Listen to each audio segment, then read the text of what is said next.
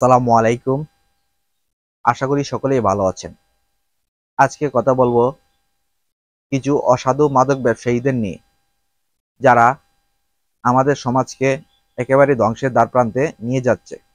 কেন বললাম তারা আমাদের সমাজকে ধ্বংসের দ্বারপ্রান্তে নিয়ে যাচ্ছে?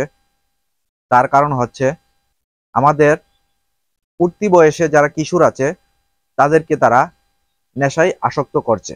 মাদকদ্রব্য, ইয়াবা, গাঁজা এতটাই সহজলভ্য হয়ে গিয়েছে যে আপনি ইচ্ছা করলে তা যখন তখন আপনি হাতের কাছেই পেয়ে যাবেন। আমাদের গ্রাম অঞ্চলে এরকম অনেক মাদক ব্যবসায়ী আছে যারা ইয়াবা, গাঁজা, বিভিন্ন ধরনের মাদক দ্রব্য বিক্রি করে থাকে। তাদেরকে সাহায্য করে আমাদেরই চারিপাশে থাকা কিছু বিত্তমান লোকেরা। তারা কিছু টাকার বিনিময়ে তাদেরকে ব্যবসা করার সহায়তা করে দেয়, কিন্তু একবারও তারা চিন্তা করে না যে এই মাদক হয়তো একদিন তার ছেলে কিংবা তার ভাতিজা কিংবা তার আত্মীয় স্বজনের যে কেউ এই মাদকের আসক্ত হয়ে যেতে পারে।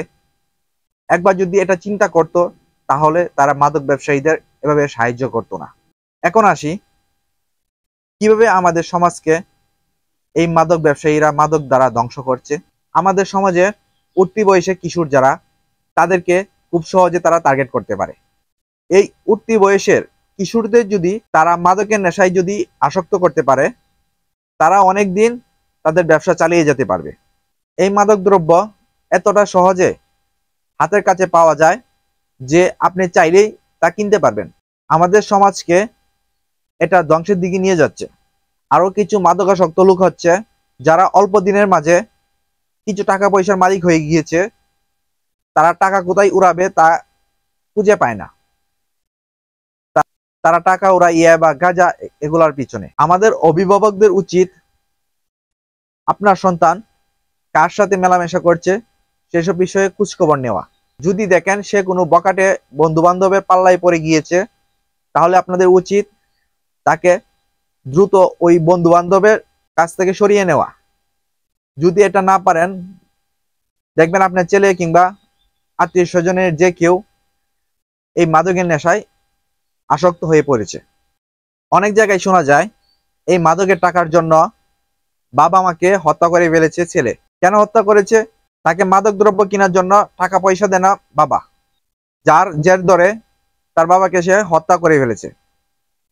এরকম কুলাঙ্গার ছেলে জন্ম না দেওয়াই ভালো ছিল। মাদকের নেশা এতটা খারাপ যে আপনি সমাজ থেকে প্রায় বিচ্ছিন্ন হয়ে পড়বেন। আপনি যখন চলাফেরা করবেন, আপনার আশেপাশে লোকজন বলবে, এই যে মাদকাসক্ত ছেলেরা যাচ্ছে, তখন আপনার কাছে কেমন লাগবে? এই মাদকের নেশা যারা আছে তার জীবনটা একেবারে সংকীর্ণ করে ফেলেছে। দেখা যাবে 8-10 বছর পরে সে হয়তো ক্যান্সারে আক্রান্ত, না হয় হৃদরোগে আক্রান্ত হয়ে মারা গিয়েছে। কেন সেই অল্প বয়সে মারা যাবে? এই মাদকের টাকা জোগাড় করতে আমাদের সমাজে চুরি ডাকাতির হারও দিন দিন বেড়ে চলেছে। যখন দেখে যে পরিবার থেকে আর টাকা পয়সা দিচ্ছে না, তখন সে চিন্তাই করে কিংবা ডাকাতি করে কিংবা চুরি করে। এতে কি হচ্ছে? এতে করে আরো একটি ফ্যামিলিকে সে ধ্বংস করে দিচ্ছে। সে যখন ডাকাতি করতে কিংবা চুরি করতে বের হলো, সে যার টাকাটা চুরি করলো সে হয়তো টাকাটা তার কোনো একটা কাজের জন্য রেখেছিল, কিন্তু সে টাকাটা চুরি করলো কিংবা ডাকাতি করে নিয়ে আসলো, তার পরিবারটাকেও দুশ্চিন্তার মধ্যে ফেলে দিল। আজকাল অনেক বেকার ভাইয়েরা অটো চালিয়ে তাদের সংসার চালাচ্ছে।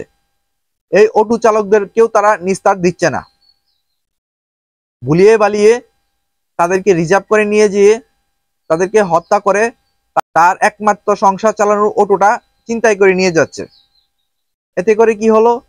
যার অটো সেও মারা গেল এবং তার সংসারটাকেও একেবারেই নষ্ট করে দিয়ে গেল এই মাদকাসক্ত ব্যক্তিরা। আমাদের উচিত আমাদের যার যে স্থান থেকে এই মাদকের ব্যবসা যারা করে তাদেরকে আইনের আওতায় তুলে দেওয়া। আমাদেরকে মাদক মুক্ত সমাজ গড়ে তুলতে হবে। আপনার একটি পদক্ষেপেই হতে পারে আপনার সন্তানের ভবিষ্যৎ গড়ার মূল হাতিয়ার। তাই আমি বলবো, আপনারা যেখানে মাদক ব্যবসায়ীদের পাবেন তাদেরকে অতি দ্রুত আইনের আওতায় দিয়ে দিবেন। জানি আমাদের আইনের অনেক ফাঁক ফোকর দিয়ে তারা বের হয়ে আবার চলে আসবে, তারপরেও আমাদের উচিত তাদেরকে আইনের আওতায় দিয়ে দেওয়া। আর অভিভাবকদের উদ্দেশ্যে কিছু কথা বলবো, আপনার ছেলে কার সাথে মেলামেশা করছে সেই সম্পর্কে খোঁজ খবর রাখেন। কথায় আছে, সৎ লোকের সাথে স্বর্গবাস, অসৎ লোকের সাথে সর্বনাশ। আপনাদের সকলের কাছে একটি অনুরোধ, আপনারা মাদক দ্রব্য হতে বিরত থাকবেন এবং একটি সুস্থ সুন্দর সমাজ গঠনে সহায়তা করবেন। আজকের ভিডিও এই পর্যন্তই। ভিডিও ভালো লাগলে ভিডিওটি শেয়ার করে দিবেন। আজকের মতো বিদায় নিচ্ছি। সকলে ভালো থাকবেন। আল্লাহ হাফেজ।